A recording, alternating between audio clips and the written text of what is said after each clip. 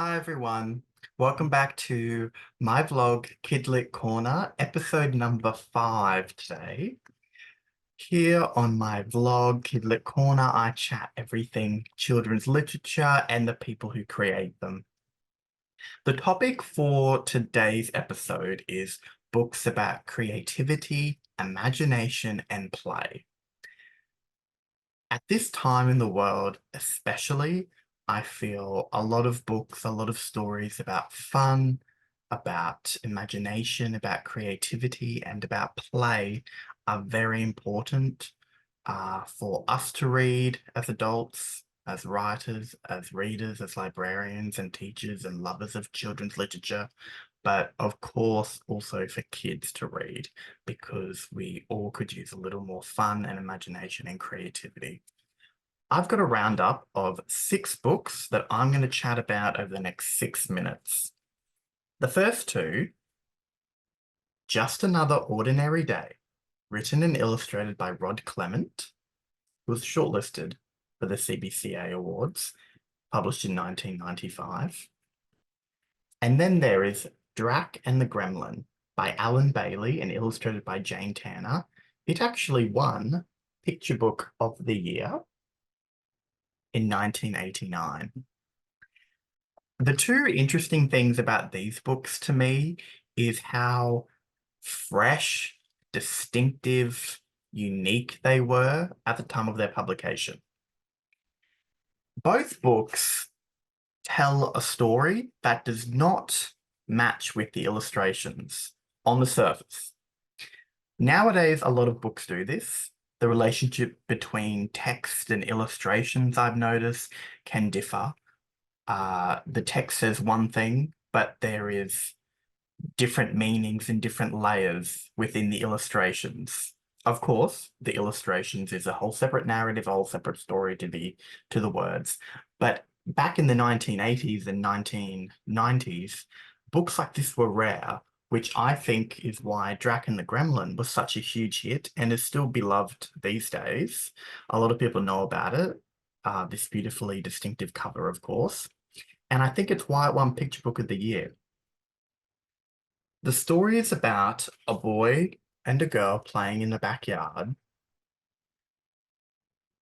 That's what we see through the illustrations. But if you read the text, if you find a copy of this book, which I recommend you do, you'll see that the text by Alan Bailey tells a story of an intergalactic space war and supersonic jets,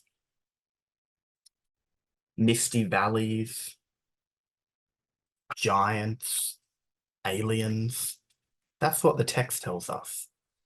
But the pictures so clearly show it's two kids imagining and playing a game in their backyard.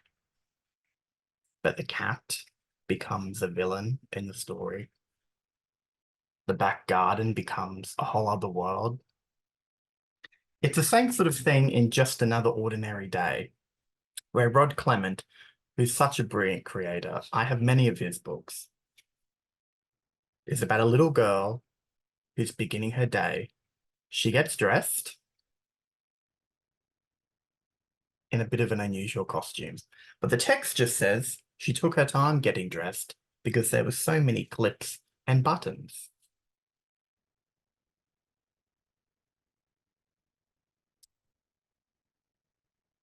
She packed her books and pencils in her school case and flew downstairs for breakfast.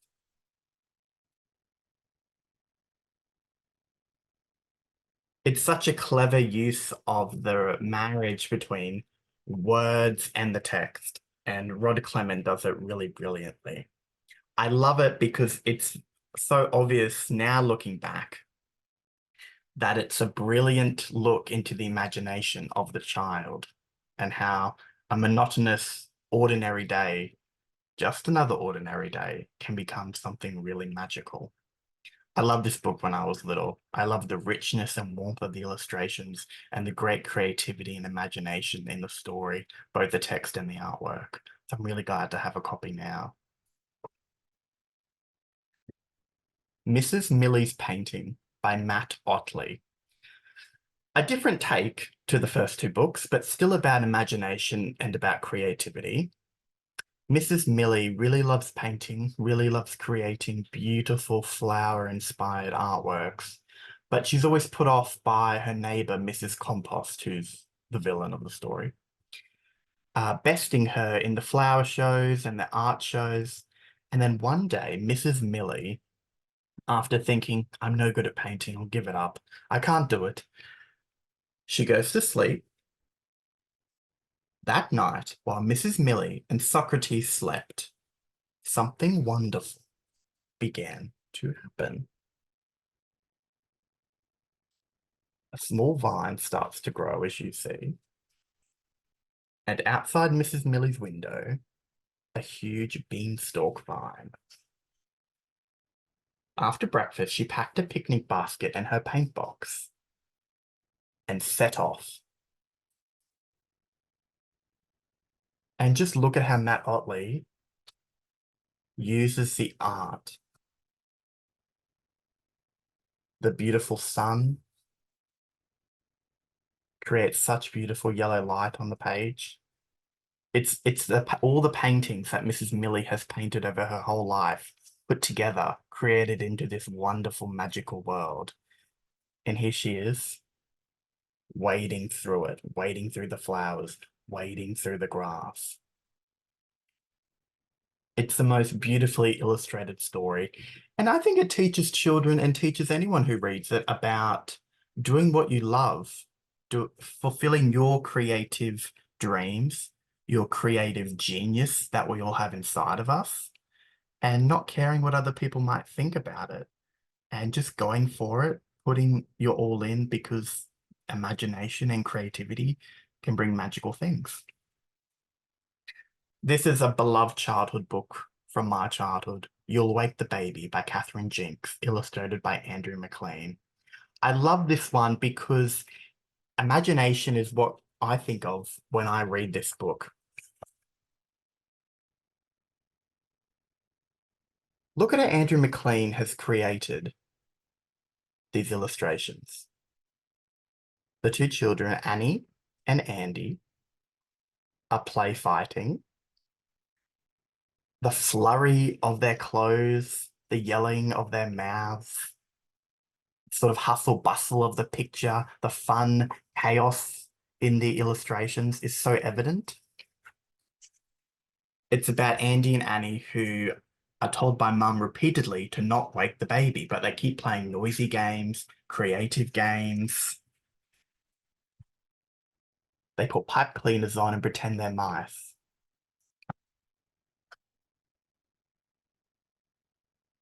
They play school.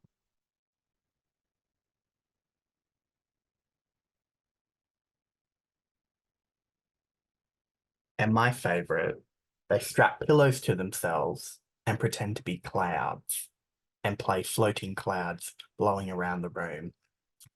The use of imagination by the characters in the story and brilliantly and beautifully expressed by Catherine Jinks and Andrew MacLean in the text and the illustrations makes it such a warm, inviting book, and one I fondly remember because I remember with my siblings reading this book when we were very young, or our mum reading it to us, and then we did the things that happened in the book.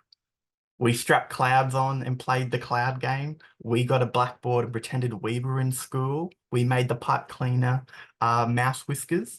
And I love that stories when you're a child influence you in making games and playing and having fun in that way. So I love this book for that.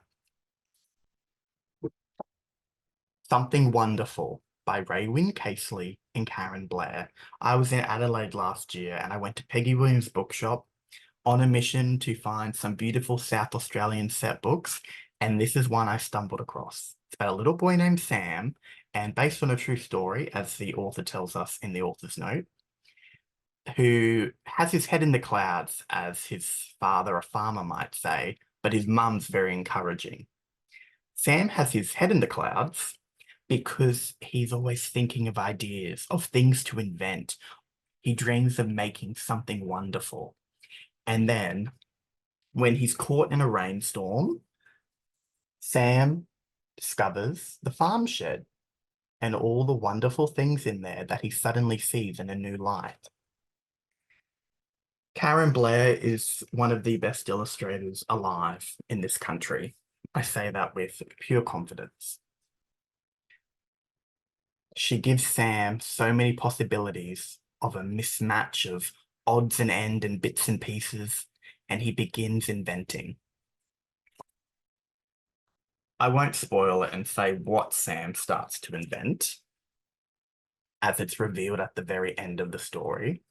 But I love how Raywin Casely and Karen Blair have teamed up to highlight creativity and inventiveness for a child, because so often achievements are sports related or academic. Creativity, inventing, using your imagination, as all of these books include, is a really vital and I feel undernourished skill in children, especially. It was when I was at school, and even now in the media, sports is such a big part of what's reported on when someone achieves something. So to have a story like this, all the little inquisitive kids out there, or grown-up kids who are inquisitive and curious still, this is a great beacon, I feel, to show that inventing things, being curious, being clever about the world, looking at the world differently, seeing odd bits of things that look like rubbish and junk can be made into something wonderful is a great message to send. The final book I have, this episode's a little longer than I anticipated, I apologize, is Eric Finds a Way, written by Robert Vescio, illustrated by Anne-Marie Finn.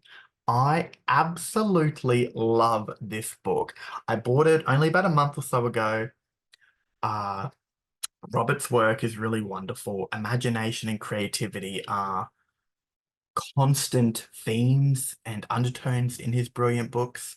This one I love because it's about a little boy who wants to be creative. He knows he has it inside of him, but he doesn't know how to express it. I find that is just as relatable. He tries drawing, but it doesn't really work out. He tries writing stories, creative writing. On a side note, more books about kids who like writing stories, please. We need them so much more. But the writing doesn't work out for Eric. His dad does not let him give up. His dad supports him, and that was really lovely to see in this story. And then once Eric has thought he's exhausted all the possibilities, he figures out the perfect way to express the creativity he has inside of him. And I won't tell you how he does that. You'll have to buy the book, but I know you'll love it. A lot of beautiful books here today. Wonderful stories, all about creativity, imagination, fun, play, and I think it's just what we need. Thank you for joining me this time in the KidLit Corner. I hope I've helped recommend some books that you haven't read that you might go seek out, or maybe I've made you remember some books that you have read long ago and maybe you'll want to revisit. Happy reading.